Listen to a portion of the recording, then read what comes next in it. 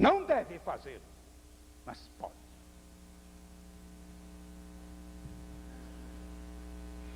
Há duas frases que podem servir de balizamento a essa questão. É incorreto dizer: o crente não pode pecar.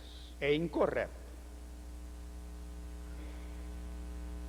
E é correto dizer: o crente pode não pecar.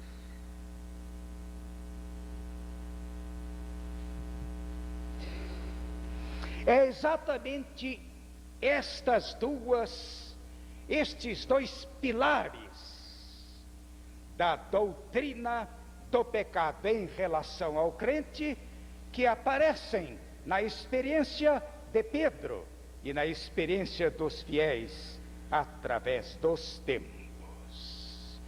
Que existe essa, eu não vou dizer possibilidade, mas esta eventualidade, há de, ao feitio de Pedro, qualquer um de nós sofrer um escorregão, cair, pecar, entristecer o Espírito Santo de Deus, interromper a comunhão com Deus e com o seu povo, envergonhar o Santo Evangelho. Que existe essa eventualidade é coisa que nos faz temer e tremer. Temer e tremer.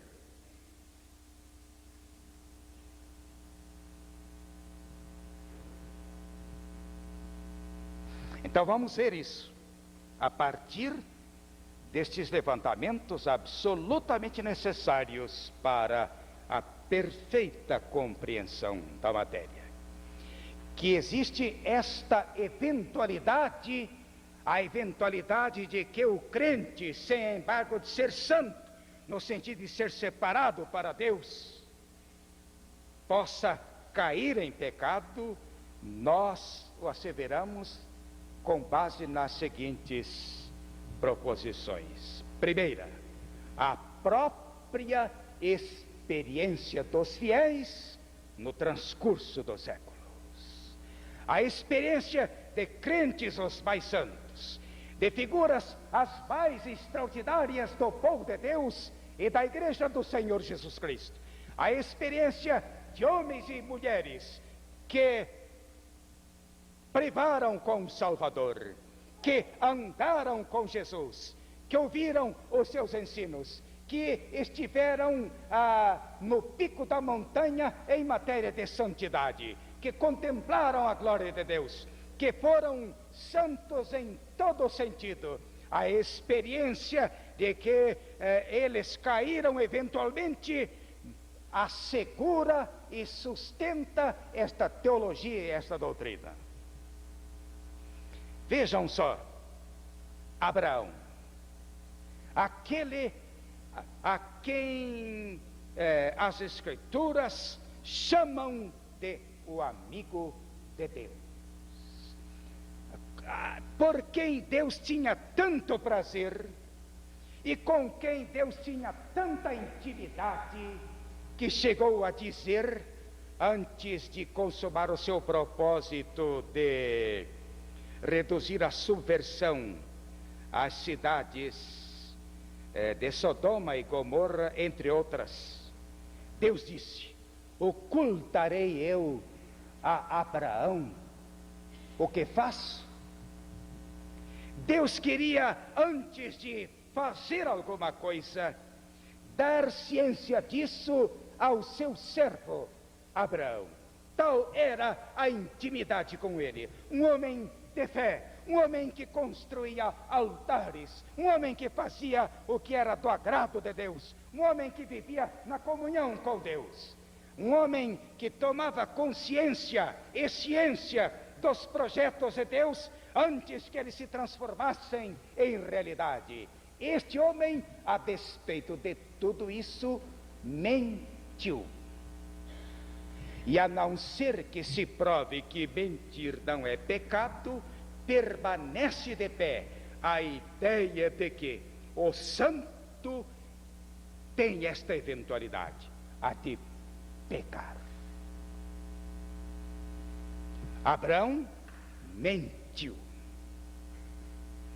E mentiu de propósito. Mentiu conscientemente para safar-se de uma situação. E por 2 vezes.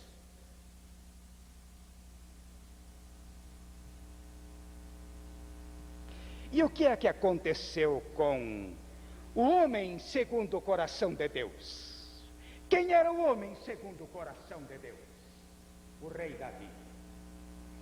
É tão exaltada a posição do rei Davi, que as Escrituras falam a respeito de Jesus, filho de Davi.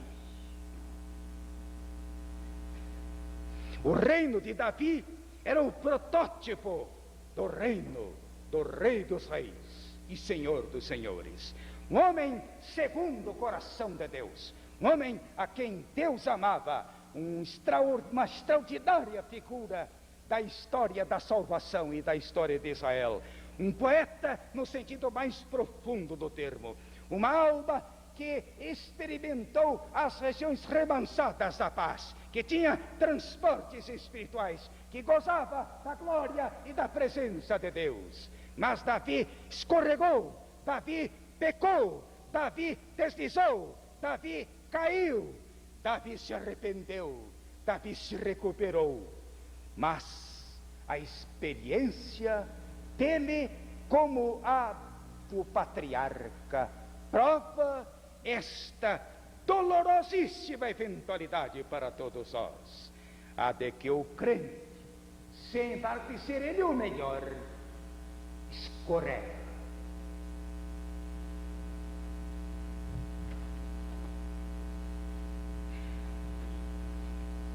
E que vós outros diríeis de Pedro,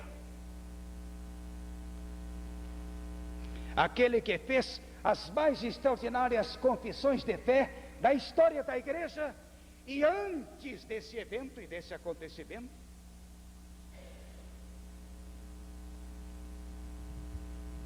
e que vós outros diríeis de Paulo, o capítulo 7 da carta que ele endereçou aos Romanos é a comprovação desta eventualidade, a de o crente escorregar, pecar. Paulo disse que ele foi arrebatado até o 3º céu. A expressão 3º céu, na teologia da Bíblia, significa a presença imediata de Deus. Paulo teve visões e revelações do Senhor. Paulo ouviu o que mais ninguém ouviu neste mundo. Paulo teve experiências admiráveis com o Senhor. Paulo era um servo abençoado. Paulo era um servo extraordinário e poderoso. Não era este degenerado a que se referiu uma figura da igreja há pouco tempo, lançando lama e lodo sobre a figura por todos os títulos venerável de Paulo, apóstolo. Paulo disse: eu sinto que dentro de mim há 2 forças, uma me leva a fazer o que eu não quero, e a outra a impede que eu faça aquilo que eu quero. Ele sentiu as proporções da sua natureza adâmica agindo dentro dele e levando-o a fazer o que não agradaria ao seu Senhor, que por ele morreu e se entregou na cruz do Calvário. Ninguém atingiu a espiritualidade de Paulo. E se Paulo atingiu uma posição tão alta em matéria de espiritualidade, teve os seus momentos de fraqueza, que diremos de nós outros? Então, a experiência dos fiéis, na vertigem dos séculos, tanto no Antigo como no Novo Testamento, a experiência dos fiéis mostra que o crente pode escorregar, o que deveria levá-lo a uma indormida vigilância. E é por isso que o mesmo referido Paulo escreveu, entre outras coisas, o seguinte: a partir da experiência do Israel histórico, experiência que serve de base para o Israel espiritual, para o povo de Deus, para o povo crente. Aquele, pois,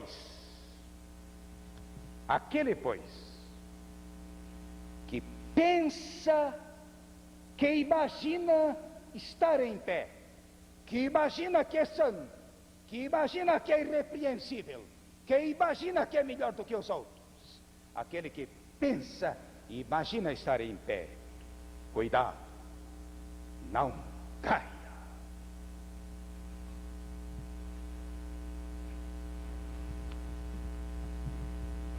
A segunda questão comprobatória dessa dolorosíssima eventualidade de que só estaremos livres, como diria um certo teólogo, com a ressurreição do corpo e quando atingirmos a plenitude celestial. A par disso, as asseverações reiteradas das Escrituras Sagradas mostram essa eventualidade. Que razões poderíamos ajuntar se o crente não peca, não cai, é perfeito? Como poderíamos justificar a presença reiterada, clara, repetida, meridianamente clara de asseverações à Bíblia que mostram essa eventualidade?